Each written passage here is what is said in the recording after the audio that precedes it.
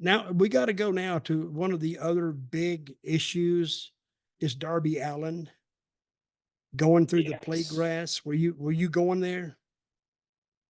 That's exactly where I was going to. So apparently there was a plan B if Darby Allin was so messed up he couldn't continue after the Well, glass well, what's move. that? What's that tell you about even putting a plan B in place?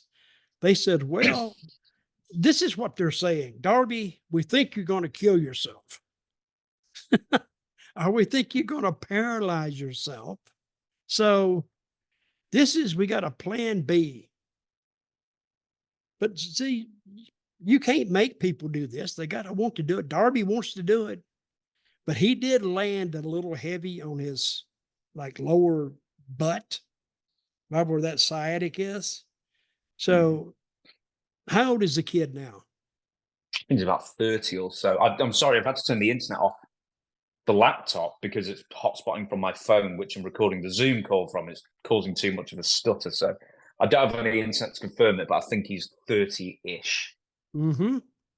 Well, I'm sure he's feeling it now, but he's going to feel it a lot more when he hits about that 40 mark. See, they said he was on a 12-foot ladder. That means he almost crashed 20 feet I mean, from because his head, yeah. Yeah. from his 20 feet at least. Consider the ring is 3 feet, probably 12 feet. That's 15 feet. Then he's even close to 6 foot tall. Yeah, you're looking at how tall is he? He's like 5'7" or something. He's very Okay, small. well, add 5 to Mm. 15. He's at 20. But when he come off and all the people stood up and it was like the evil Knievel. He's going to go into it come hell or high water. So I was watching that on the clip that you sent me, and the people stood up and they said, "No, he's not going to do this." And so when he crashed through it and he survived, later on we found out. But that's going to. I'm glad that was the case because he's going to survive until one day he doesn't. I'm not saying dying, but he could paralyze himself. It's a very, very dangerous move. Listen, you couldn't melt and pour me on top of that ladder. I wouldn't do it. I would be grabbing everything I could grab to stay on the ground. See, flying through the air was never my intent when I got into wrestling. I just don't get it. I don't. But now the next thing is AEW had fans sign a waiver that says if Well, I you're don't know if it injured, was a waiver. I don't know if it was a waiver, but it no, was it was actually put up on the it was screen. it was posted. That's what it was. Let me But let it me tell you says exactly what it said. what It said, what if it, you have a seat on the floor, you are at risk of being struck by persons, objects, barricades, and other items. Please be aware of the action as you're watching and move out of the way if someone or something is coming your way. So, something including shards of glass. By staying in this area, you assume all risks of injury to yourself and your property. Somehow, putting that on the screen, I don't think is like a blanket indemnity on them getting sued if their face gets cut open by flying glass. yeah. Try that in the court. You said, "Well, Your Honor, we posted it on the screen." That's not flying. That's not getting by. Because if you knew that they might get hurt and they got hurt, you're openly admitting that it's your fault that they got hurt. There was one guy, and I'm watching him and everybody else. He's in the corner right past the It was glass it was a where woman. Was it a woman with like a pink uh, top on? she was with him and a guy Yeah. in a blue shirt, and the glass flew all over them. So if some kid or anybody had gotten hurt or anything, well, that's a lawsuit, and I doubt it would get to court. I'm sure Tony would squash that right off the bat if he could. But, to even say an accident, I read this years ago that somebody has a car accident. They're they will come up to the insurance company. They'll come up to $10,000 just to keep lawyers from getting involved in it. They'll offer you 10 grand. And if you take it, you go on.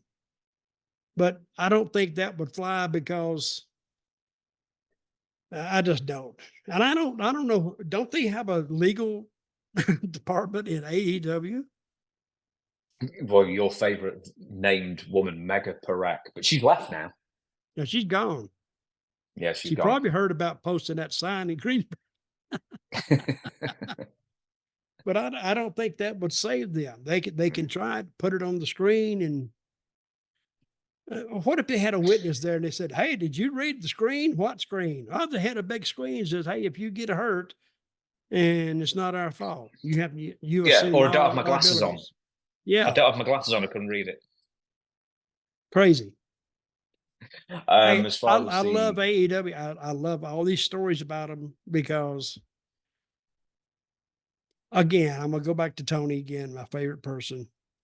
Tony, you got to take charge, buddy. If that'd been WWE, you talk about wrestlers gaming the system, staying home and getting paid and not working or anything. The fans will game that system too. If some piece of glass hits somebody, what's to keep him from gigging his head and start bleeding and go to the doctor and have headaches? What are they going to say? No, you didn't. He'd get some money out of it. He'd probably get 5-10 grand out of that if he just complained a little bit. And you need to say, Dutch, stop putting it in people's heads. People are not like that. They're not do criminal acts, and you're bringing it up here like it's okay. But fans will game the system. I got sued one time. In Chattanooga, Tennessee. And some guys hit the ring, and we was working with Ripper Collins and I can't remember the other kid's name.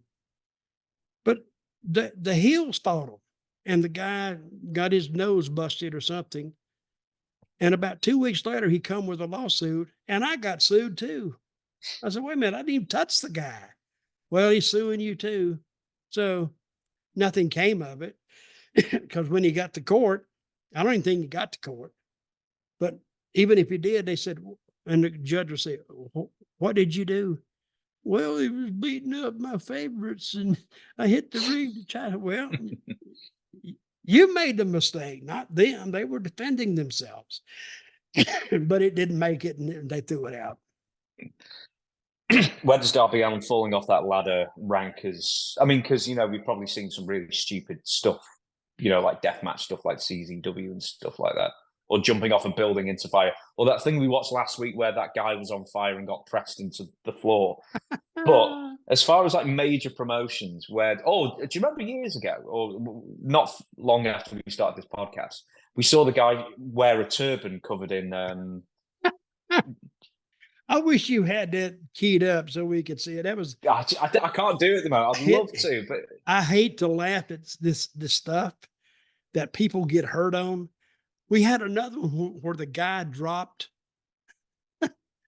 an elbow off of the top of a cage or something and completely missed the guy and hit the floor from about 15 feet.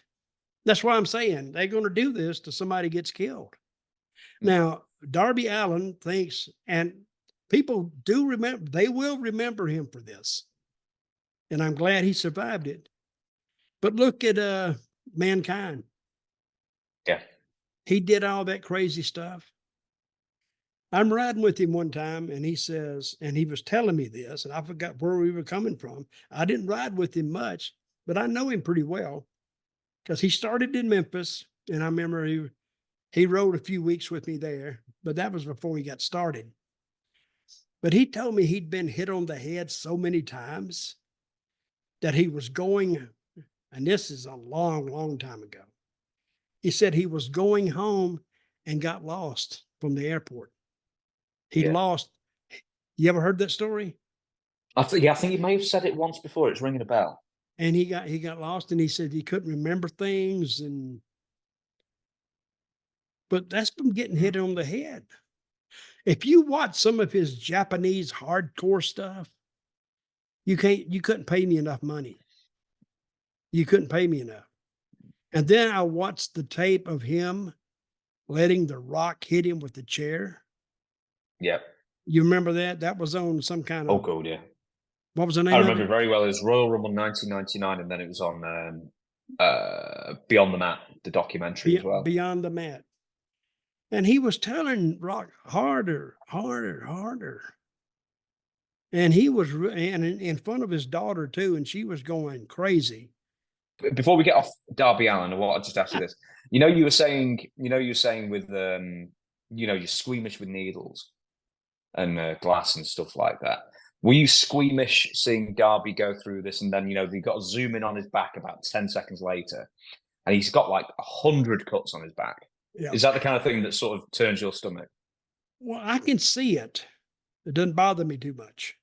It's when I see it on me that bothers me, or thinking about something going into my body, like a needle. I'm just squeamish about it. Somebody else I can see that. That doesn't bother me at all.